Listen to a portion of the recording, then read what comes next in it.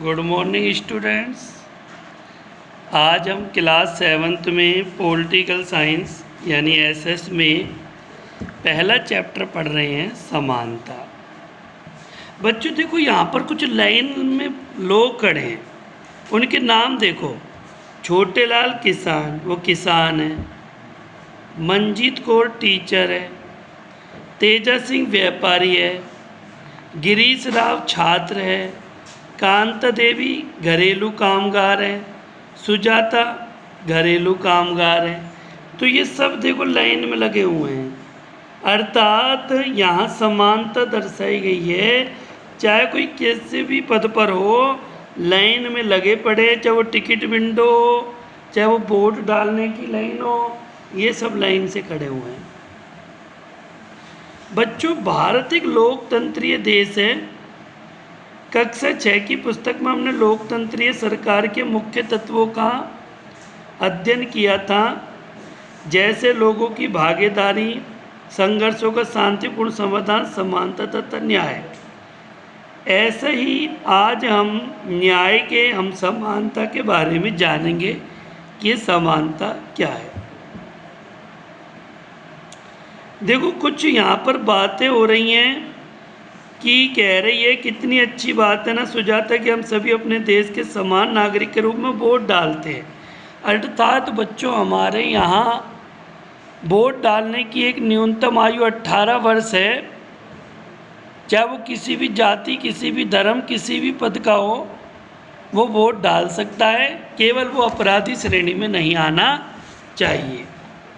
जैसे देखो, यहाँ अब्दुल रहमान मुसलमान है, ग्रेसी लैंगंग ईसाई है, रुखसाना, योगराज, अशोक जैन, चाहे वो बेरोजगार हो, चाहे उद्योगपति हो, चाहे मीडिया हो, चाहे सरकारी हो, चाहे किसी भी जात का हो, देखो सब लाइन में लगकर वोट डाल रही हैं। तो यहाँ पर स्त्रियां बात कर रही हैं कि वोट डालने जा रही हैं, तो कोई मिलने आया है तो उसे बाद में बुलाया जा रहा है कि सफाई अपाई तो होती रहेगी, पहले जो काम वोट डालने का वो करके आते हैं, क्योंकि ये हमारा अधिकार है।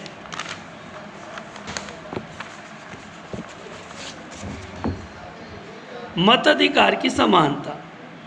कहानी की शुरुआत कांता के वोट देने की लाइन में खड़े होने से होता है। फिर उन विभिन्न लोगों की ओर देखो जो उसके साथ लाइन में खड़े हैं। कांता अपने मालिक अशोक जैन को पहचान लेती है और अपने पड़ोस में रहने वाले छोटे लाल को भी। भारत जैसे एक लोकतांत्रिक देश में सब वयस्क जो 18 साल का हो गया है, उसको मत देने का अधिकार है। जो भी वयस्क है उसे मत देने का अधिकार है, चाहे वो गरीब हो, चाहे वो अमीर हो, चाहे किसी भी जाति का हो। इसे कहते हैं सार्वभौमिक वयस्क मताधिकार। ये सभी लोकतंत्र का आवश्यक पहलू है।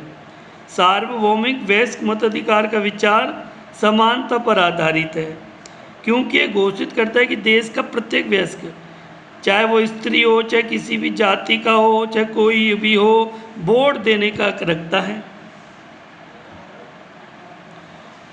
बहुत दिन बीतने के साथ ही कांता के मन में समानता के वास्तविक अर्थ को जानने की शंका हुई कि ये समानता क्या है, कि समानता क्या होती है।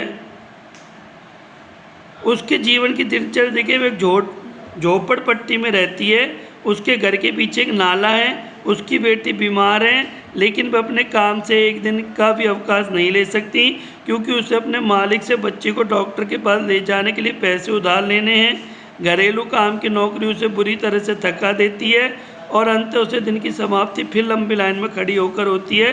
सरकारी अस्पताल में सामने लगी ये लाइन उसे लाइन से बिल्कुल भिन्न है, जिसमें सुबह लगी थी, क्योंकि उस लाइन में खड़े अधिकांश लोग गरीब हैं। तो वो समानता को समझ नहीं पा रही है कि सरकारी में गरीब ही गरीब लोग आते हैं, अमीर कम आते, तो ऐसा क्यों है। तो देखो, आपने देखा कि हॉस्पिटल में असमानताएं दर्शाई जा रही हैं, तो उसके समझ में नहीं आ रही है समानता क्या है। अन्य प्रकार की असमानताएं क्या होती है बच्चों। कांता उन बहुत से लोगों में से एक है जो भारतीय लोकतंत्र में रहते हैं और जिन्हें मताधिकार प्राप्त है, लेकिन वास्तव में जिनका दैनिक जीवन तथा कार्य करने की स्थितियां समानता से बहुत दूर है। निर्धन होने के अलावा भारत में लोगों को अन्य अनेक कारणों से भी असमानता का सामना करना पड़ता है। इसका हास्य हम निम्नलिखित दो कहानियों को पढ़कर समझेंगे। ये दोनों वास्तविक घटनाओं पर आधारित है।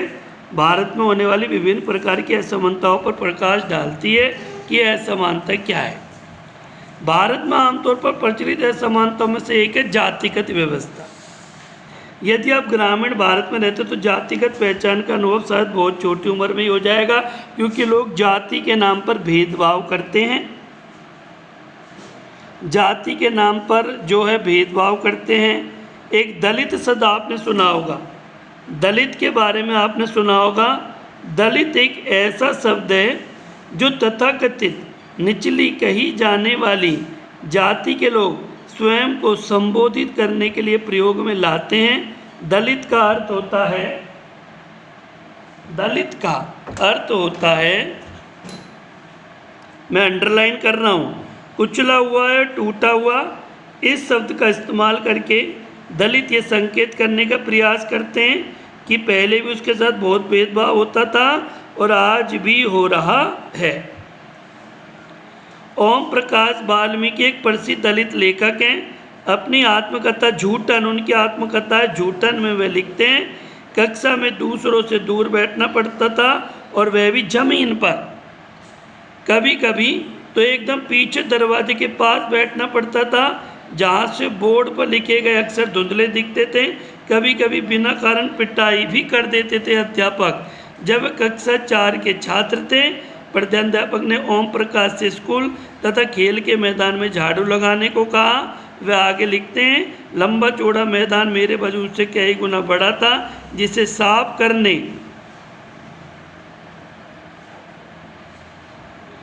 मैदान में मेरे वजूद से कई गुना बड़ा था, जिसे साफ करने से मेरी कमर दर्द करने लगी। मेरा चेहरा धूल से भर गया और धूल मेरे मुंह के अंदर चली गई थी। मेरी कक्षा के दूसरे बच्चे पढ़ रहे थे, लेकिन मैं झाड़ू लगा रहा था। प्रधानाध्यापक अपने कमरे में बैठे मुझे देख रहे थे। मुझे पानी पीने की भी अनुमति नहीं दी गई। मैं दिन भर झाड़ू लगाता रहा। स्कूलों के कमरे, दरवाजों और खिड़कियों के शिक्षकों को लगातार ये तमाशा देखते रहे, किसी कोई सामने नहीं आया। ओम प्रकाश से अपने अगले 2 महीने तक स्कूल तथा खेल के मैदान में झाड़ू लगवाई जाती रही। ये क्रम तभी रुका जब इधर से गुजरते हुए उसके पिता ने अपने बेटे को झाड़ू लगाते देख लिया।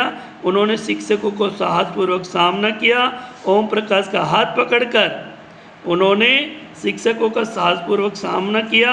ओम प्रकाश का हाथ पकड़कर स्कूल से बाहर जाते हुए काफ़ी ऊँचे स्वर में सबको सुनाते हुए कहा, तुम एक शिक्षक हो, इसलिए अभी मैं जा रहा हूँ, लेकिन मास्टर इतना याद रखना, ये यहीं पढ़ेगा इसी स्कूल में, और अकेला यही नहीं, इसके बाद बहुत से यहाँ पढ़ने आएंगे। तो बच्चों, यहाँ पर असमानता को दर्शाया गया है, ये मैंने अंडरलाइन किया है। तो इनसे कुछ क्वेश्चन बन रहे हैं, उन क्वेश्चनों को आपको अंडरलाइन वाले उतारने हैं। तीनों प्रश्न। पहला प्रश्न है, दलित का अर्थ क्या होता है?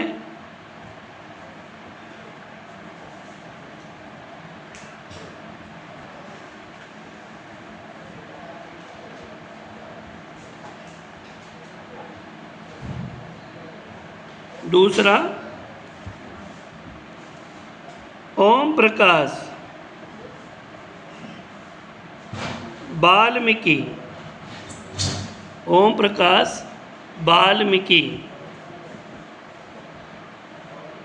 की आत्मकथा का नाम?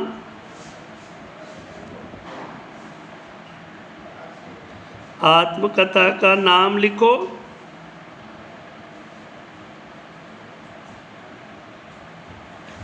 क्वेश्चन नंबर 3, स्कूल में ओम प्रकाश से क्या क्या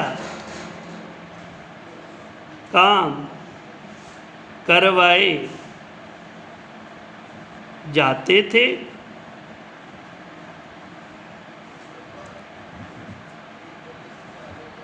क्वेश्चन नंबर 4,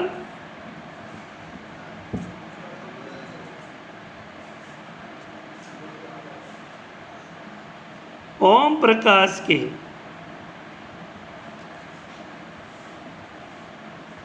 पिताजी ने शिक्षकों से क्या क्या कहा?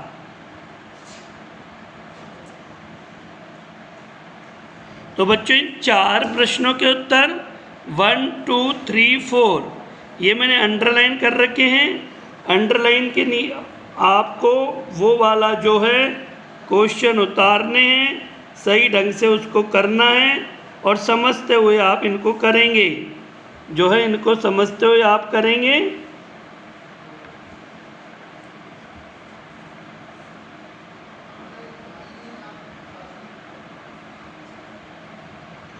और सही ढंग से आप पढ़ेंगे। धन्यवाद। ये मैंने लगा दी हैं, इनको आप सही ढंग से करें और सही ढंग से इनको पढ़ते हुए आगे बढ़ें और समझदारी से काम करें, इनको याद भी करें। धन्यवाद।